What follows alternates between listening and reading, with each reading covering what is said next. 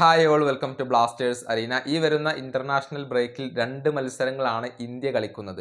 ആദ്യ മത്സരത്തിൽ മാൽദീവ്സ് ആണ് ഇന്ത്യയുടെ എതിരാളികൾ. പിന്നീട് രണ്ടാമത് നടക്കുന്ന മത്സരത്തിൽ ബംഗ്ലാദേശിനെ ഇന്ത്യ നേരിടും എന്നുള്ളതാണ്. അത് Asian cup qualification play off മത്സരമാണ്. ഏതായാലും ഈ 2 മത്സരങ്ങൾക്കുള്ള ഇന്ത്യൻ ടീമിനെ ഇപ്പോൾ പരിശീലകനായ മനോളോ മാർക്കസ് പ്രഖ്യാപിച്ചിട്ടുണ്ട്. എടുത്തു പറയേണ്ട ചില കാര്യങ്ങളുണ്ട്. സുനിൽ ഛേത്രി തൻ്റെ വിരമിക്കൽ പ്രഖ്യാപനം പിൻവലിച്ചുകൊണ്ട് ഇന്ത്യൻ ദേശീയ ടീമിലേക്ക് തിരിച്ചെത്തിയിരിക്കുന്നു. അത് വളരെ പ്രധാനപ്പെട്ട ഒരു കാര്യമാണ്. അതേസമയം ഗോൾ കീപ്പറായ സന്ധുവിന് ഇത്തവണ ഇടം നേടാൻ കഴിഞ്ഞിട്ടില്ല. സമീപകാലത്ത് മോശം പ്രകടനമാണ് സന്ധു നടത്തിക്കൊണ്ടിരിക്കുന്നത്. അതേ തുടർന്ന് തന്നെയാണ് അദ്ദേഹത്തിന് ഈ ഒരു സ്ഥാനം നഷ്ടമായിട്ടുള്ളത്.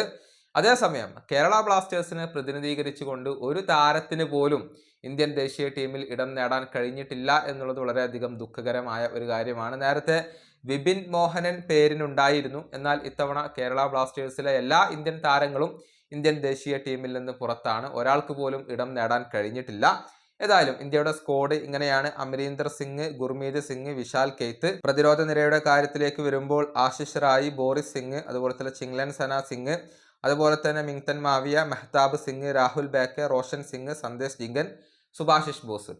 ഇനി മധ്യനിരയുടെ കാര്യത്തിലേക്ക് വരുമ്പോൾ ആഷിഖ് കുരുണിയൻ, ആയുഷ് ദേവ് ഛേത്രി, ബ്രാൻഡൻ ഫെർണാണ്ടസ്, ബ്രൈസൺ ഫെർണാണ്ടസ്, ജീക്സൺ സിംഗ്, അതുപോലെ തന്നെ ലാലങ് മാവിയ, ലിസ്റ്റൻ കൊളാസോ, മഹേഷ് സിംഗ് നവോറം, സുരേഷ് സിംഗ് വാങ്ജം. ഇവരൊക്കെയാണ് ഇടം കണ്ടെത്തിയിട്ടുള്ളത്. മുന്നേറ്റ നിരയിൽ സുനിൽ ഛേത്രി ഉണ്ട്, ഫറൂഖ് ചൗധരി ഉണ്ട്, ഇർഫാൻ യദ്ദേദ് ഉണ്ട്, ലാലിൻസുവാല ചാങ്തി ഉണ്ട്, മൻവീർ സിംഗ് ഉണ്ട്. ഇങ്ങനെയാണ് മനോളോ മാർക്കസ് ഇപ്പോൾ പ്രഖ്യാപിച്ചിട്ടുള്ള ടീം. നമുക്കറിയാം, സമീപകാലത്ത് മോശം പ്രകടനമാണ് ഇന്ത്യയുടെ ദേശീയ ടീം നടത്തിക്കൊണ്ടിരിക്കുന്നത്.